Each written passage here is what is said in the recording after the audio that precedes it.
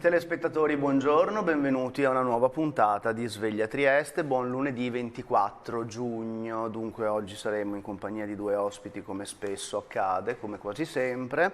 Il primo a raggiungermi alle 7:30 sarà Vito Potenza dell'Assembly Project, ovvero un sindacato a favore del Porto Libero di Trieste, mentre il secondo ospite sarà il dottor Giulio Bonivento del progetto FVG, e anche dottore, quindi anche con lui potremo parlare, potremo veramente spaziare sui discorsi e parlare di vari temi. Dunque, allora andiamo subito a visualizzare dal sito dell'Osmer l'aggiornamento della situazione meteo per i giorni a venire della settimana che è appena iniziata, oggi lunedì 24 giugno. Bene, allora, prossima telefonata, pronto?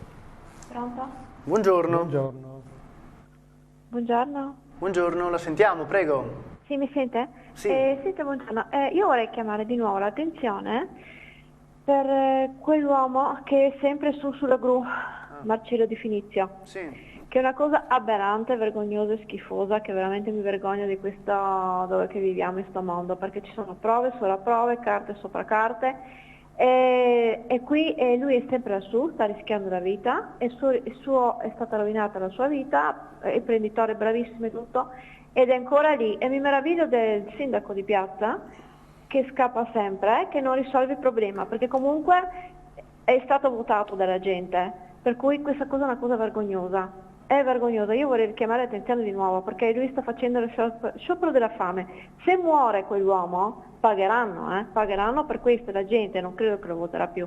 Per cui voglio richiamare l'attenzione per questi grandi signori che si credono tanto potenti, di fare qualcosa immediatamente prima che accada qualcosa di brutto, per favore, perché non è giusto che un imprenditore deve avere giustizia andando su una gru, perché altrimenti non ce l'ha. Comunque non ce l'ha perché non lo neanche calcolano, povero uomo, perché è lassù sempre. Io vorrei richiamare l'attenzione, scusatemi, ma sono proprio arrabbiatissima. Fate in modo di richiamare di nuovo l'attenzione, quell'uomo deve venire giù e deve risolvere il problema, devono dargli quello che gli è stato tolto, assolutamente, è un mese lassù, non è disumana questa cosa, sotto l'indifferenza totale del sindaco, di indifferenza totale. Grazie, buongiorno, scusatemi. Grazie. Salve. Grazie, buongiorno. Ma lei ha qualche considerazione da fare sulla faccenda? Non conosco i termini precisi della situazione. Sì, non credo che ci sia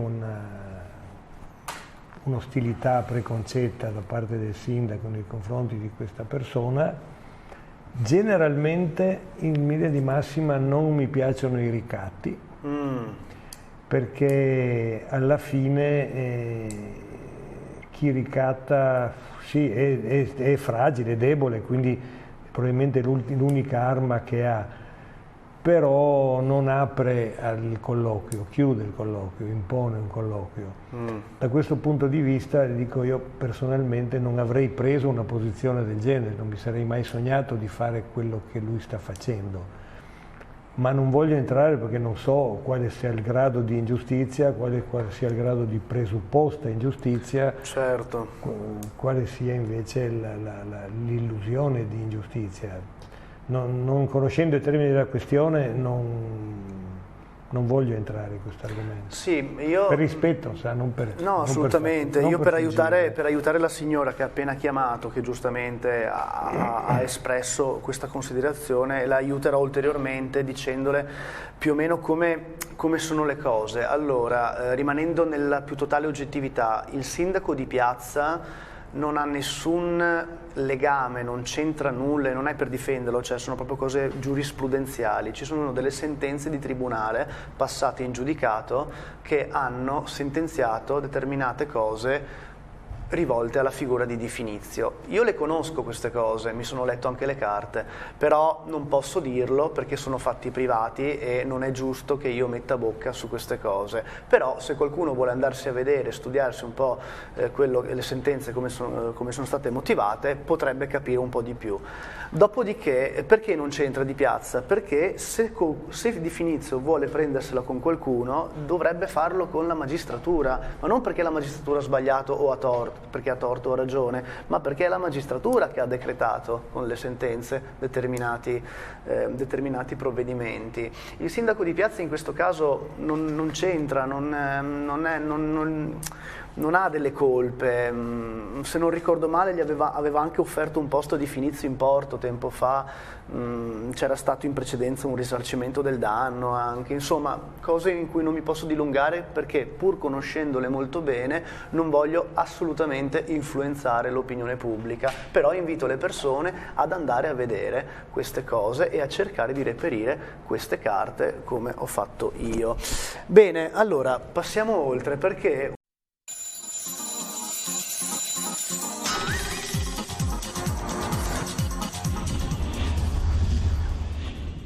telespettatori, buongiorno, buon martedì 25 giugno, anche oggi siamo in compagnia, Sveglia Trieste come sempre e gli ospiti che si alterneranno a fianco a me sarà prima Giulio Lauri di Open FVG che mi raggiungerà alle 7:30, mentre poi alle 9:15 arriverà Andrea Giovannini, Forza Italia della terza circoscrizione, quindi due ospiti come di consueto con cui leggeremo le notizie e parleremo dei più svariati temi. Andiamo ora però a vedere subito gli aggiornamenti.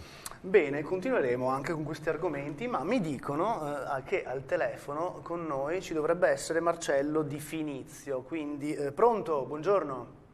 Sì, pronto, buongiorno, sono Marcello Di Finizio e buongiorno a tutti i telespettatori, sono qui, parlo dalla Gru Ursus. Volevo fare una domanda a lei, visto che ho visto l'intervento di ieri e l'intervento che ha fatto proprio lei in trasmissione, affermando che lei è a conoscenza di procedimenti penali, giuridici della magistratura nei miei confronti. Adesso io l'autorizzo a dichiarare pubblicamente quali sono, le autorizzo io, questi procedimenti nei miei confronti, perché a me non risulta che ci sia alcun procedimento penale, giuridico della magistratura nei miei confronti. Adesso o lei dichiara precisamente che cosa sa, senza paura perché l'autorizzo io, o lei deve chiedere scusa a me, al pubblico e al suo direttore Bacialli per le notizie false e calunniose che divulga. Adesso la prego di parlare e di dirci a tutti quanti quali sarebbero questi procedimenti giuridici nei miei confronti. Benissimo, allora innanzitutto si vede che lei non ha studiato giurisprudenza perché non ho mai citato l'elemento penale. No, c'è la registrazione. Allora, attenzione, sta intervenendo in una trasmissione e mi ha rivolto delle domande, quindi mi lascerà parlare perché sennò io chiudo immediatamente la telefonata. Risponda. Non ho citato assolutamente nessuna carta, ho detto che so che ci sono stati in passato dei procedimenti e ho anche detto che non ne avrei parlato perché non sono fatti miei, perché un telespettatore è intervenuto chiedendomi delucidazioni e io per dovere gli ho risposto, punto e basta. Non ho nessuna intenzione. Procedimenti nei miei confronti, altrimenti lei si becca una denuncia. Non ho nessuna intenzione di litigare pubblicamente al telefono con una persona. Lei deve chiedere scusa ai suoi telespettatori, a me e al suo Chiudiamo direttore. la telefonata per cortesia. Grazie. Mi scuso.